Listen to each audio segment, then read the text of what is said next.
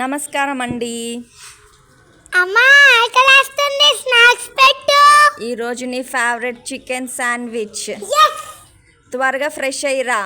Okay. ఈరోజు మనం 3 ఇంగ్రీడియంట్స్తో left over chicken, ghee and bread 3 ఇంగ్రీడియంట్స్తో మనం ఈరోజు చికెన్ శాండ్విచ్ తయారు చేసుకుందాం. మా 90s కిడ్స్ ఫేవరెట్ అండి. అప్పట్లో మాకు ఇలా బర్గర్లు, పిజ్జాలు ఇలా ఏమీ ఉండేవి కాదు కదా. ఆ రోజుల్లో మాకు చికెన్ శాండ్విచ్ అంటే, లెఫ్ట్ ఓవర్ చికెన్ శాండ్విచ్ అంటే ఫేవరెట్ అనుకోండి. మామ్ అయితే చికెన్ మార్నింగ్ చికెన్ కర్రీ చేస్తే ఈవినింగ్ వచ్చిన తర్వాత 6th స్టాండర్డ్ 7th స్టాండర్డ్ ఆ రోజులు చదివే రోజుల్లో మేమే లెఫ్ట్ ఓవర్ చికెన్ ఉన్న చికెన్తో బ్రెడ్ తీసుకొని, బ్రెడ్ కూడా మేమే కొనుక్కొని బ్రెడ్ తెచ్చుకొని ఆ బ్రెడ్ మీద చికెన్ పెట్టుకొని శాండ్విచ్ చేసుకునే వాళ్ళమండి. ఆ రోజులు వేరనుకోండి. అప్పట్లో ఇలా శాండ్విచ్ మేకర్లు అవి ఉండేవి కాదు కదండి. తవ్వ మీదే లో ఫ్లేమ్లో తవ్వ మీదే కుక్ చేసుకునే వాళ్ళం. గీ ఆర్ ఆయిల్ అది మన ఆప్షనల్. కొంతమందికి గీ ఇష్టం ఉండదు కదా, వాళ్ళు ఆయిల్ అప్లై చేసుకోవచ్చు. సో వెరీ ఈజీ రెసిపీ అండి ఇది. ఈ రెసిపీతో చాలా మెమరీస్ ఉన్నాయి. ఇప్పుడు కిడ్స్కి మ్యాక్సిమం తెలియకపోవచ్చు. ఇప్పుడు శాండ్విచ్ అంటే బయట కొనుక్కునే శాండ్విచ్లో మయోనీస్, చీజ్ ఇవన్నీ వేసుకొని తింటే కానీ వాళ్ళకి శాండ్విచ్లా అనిపించదు. ఇలాంటి లెఫ్ట్ ఓవర్ చికెన్తో కూడా శాండ్విచ్ చేసుకోవచ్చు అని తెలియదు అనుకుంటా. ఇవన్నీ మా 90s కిడ్స్ ఇన్వెంట్ చేసినవే ఇవన్నీ కూడా.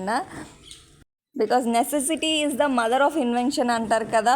సో మాకు అప్పట్లో ఇలా చిల్లర తిండి, ఫాస్ట్ ఫుడ్స్ ఇలాంటివి ఏమీ దొరికేవి కావు కాబట్టి మాకు ఈ చికెన్ శాండ్విచ్ అంటే చాలా చాలా చాలా చాలా ఇష్టం. నాకైతే మా ఫ్రెండ్ వాళ్ళ ఫస్ట్ మా ఫ్రెండ్ తీసుకొచ్చింది స్కూల్కి, వాళ్ళ మమ్మీ చేసిందంట. సో అప్పుడు మేము సూపర్ ఉంది ఇది, మేము ఫస్ట్ టైం టేస్ట్ చేయడం అది, సూపర్ ఉంది ఇది అని మేము ట్రై చేసాము. ఇంటికి వచ్చిన తర్వాత ఆ శాండ్విచ్ కోసం నేను మా అక్కకి కథలుగా చెప్తే మా అక్క కూడా చాలా ఎమోషనల్ అయిపోయి వావ్ దివ్య ట్రై చేద్దాం అని చెప్పింది. ఆ రోజు బ్రెడ్ తెచ్చుకొని చికెన్ శాండ్విచ్ చేసుకున్నాము. చికెన్ యాక్చువల్లీ ఆ రోజు చికెన్ లేదు, చికెన్ వండించుకొని మరి ఆ చికెన్ శాండ్విచ్ చేసుకొని తిన్నాము. నేనైతే ఇప్పుడు 4 స్లైసెస్ తీసుకున్నానండి, బ్రెడ్ స్లైసెస్. అంటే నాకు బ్రాహ్మణి ఒక్కతే కాబట్టి 2 శాండ్విచెస్ సరిపోతాయని నేను 4 స్లైసెస్ బ్రెడ్ పీసెస్ తీసుకున్నాను.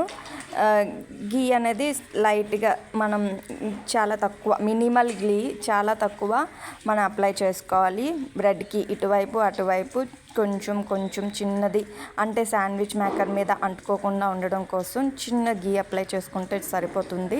టేస్ట్ కూడా బాగా వస్తుంది. గీ ఎక్కువ లేకపోయినా కూడా టేస్ట్ మాత్రం చాలా బాగా వస్తుంది. సో మనం గీ అప్లై చేసుకున్న తర్వాత కొంచెం చిన్న చికెన్ అంతా కూడా చిన్న పీసెస్ చికెన్ ముక్కల్ని తీసుకోవాలి. పెద్ద పీసెస్ కాకుండా చిన్న చికెన్ ముక్కల్ని తీసుకొని ఆ చికెన్ ముక్కలన్నీ కూడా బ్రెడ్ మీద స్మాల్గా అప్లై చేయాలి. చిన్న పీసెస్గా చేసుకున్న చికెన్ని మనం అప్లై చేసుకుంటే సరిపోతుంది.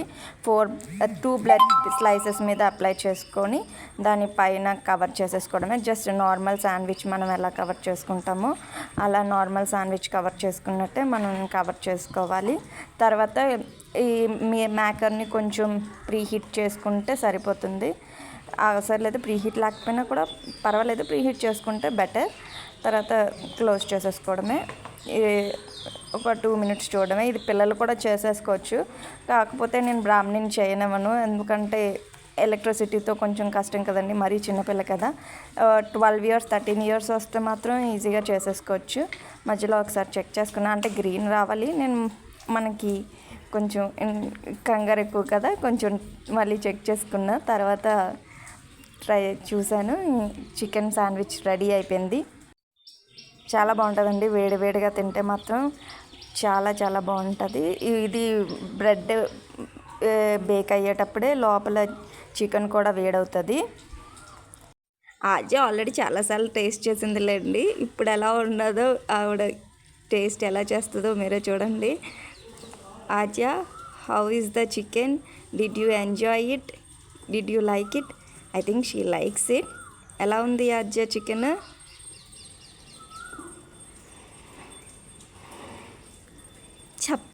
సూపర్. ప్లీజ్ గైస్ సబ్స్క్రైబ్ చేయండి.